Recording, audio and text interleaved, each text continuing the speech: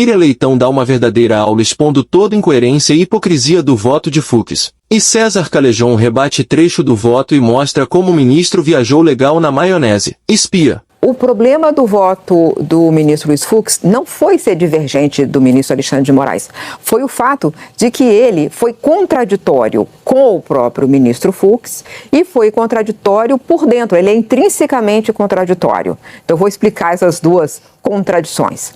Primeiro, é o fato de que ele alegou que ele disse que ele, logo na preliminar, que a primeira turma era, e o Supremo Tribunal Federal não é o juízo natural, portanto, ele declarou a incompetência absoluta do Supremo para julgar porque eles não têm mais prerrogativa de foro.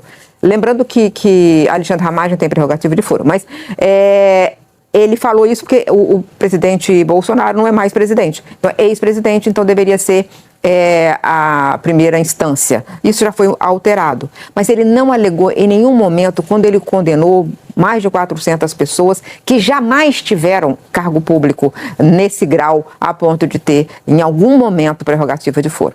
Então, quando ele condenou todo mundo, ele jamais levantou essa discussão. E depois é isso que estava sendo falado pelos meus colegas, pela Camila, pelo Valdo, o fato de que ele condenou aquelas pessoas, todas aquelas pessoas de forma muito forte e não condenou ontem várias das pessoas dos réus do núcleo crucial. A segunda contradição é do voto com ele mesmo, porque se ele acha que o ajudante de ordens deve ser condenado, então ele condenou o ajudante de ordens, por que não a pessoa que foi ajudada pelo ajudante de ordens, ou seja, quem deu a ordens ao ajudante de ordem? Isso equivale a condenar o mordomo. Se ele acha que o candidato a vice na chapa foi culpado, por que então que ele não considera que o candidato a presidente, que seria beneficiário de todas aquelas ações, não era? E outra coisa, se ele acha que não houve esses crimes todos que ele falou, não houve organização criminosa, não existiu a organização criminosa, nada disso aconteceu, por que mesmo ele aceita como boa e aprova a delação premiada? Então, nada fez sentido, é dentro do voto. Não é por ser divergente, é natural ser divergente, mas não pode ser tão contraditório com ele mesmo a ponto de não ficar de pé. Não configuram crimes, eventuais acampamentos, manifestações, festas e aglomerações que consistem em manifestação política com propósitos sociais. Assim entendido, o desejo sincero de participar do autogoverno democrático, mesmo quando isso inclua a resignação pacífica contra os poderes públicos. Resignação pacífica? Veja, eu falei a respeito de sofismas, tá? Para vocês. E esse é um exemplo clássico. As pessoas participam da democracia para além das suas atividades cotidianas, para além de cobrarem os seus eleitos votando, Vivian.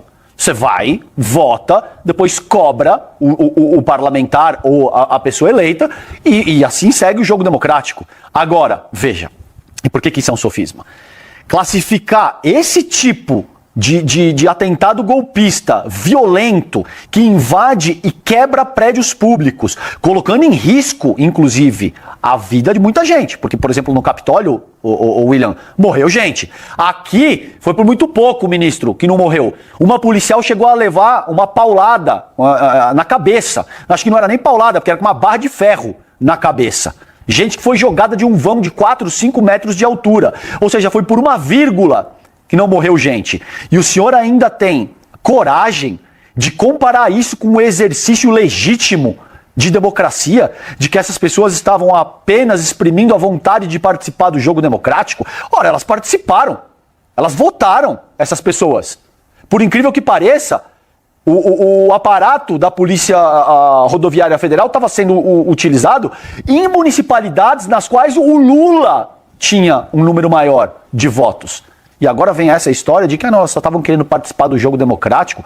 Francamente, Vivian, esse é um tipo de argumento que, assim, beira o mau caratismo. Isso.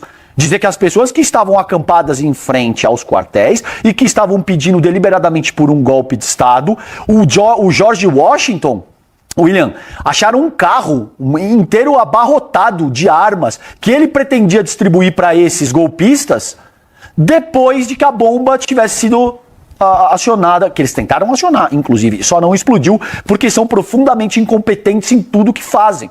Porque tivesse explodido, teria matado mulheres, crianças, e dali, ato contínuo, ele teria partido para distribuir armas para os golpistas que estavam acampados na frente dos quartéis, querendo promover um clima de caos social, para então adotar medidas arbitrárias e de exceção. É inacreditável, Vivian, esse tipo de sofisma partindo de um ministro da mais alta corte do país. Beira o surrealismo isso.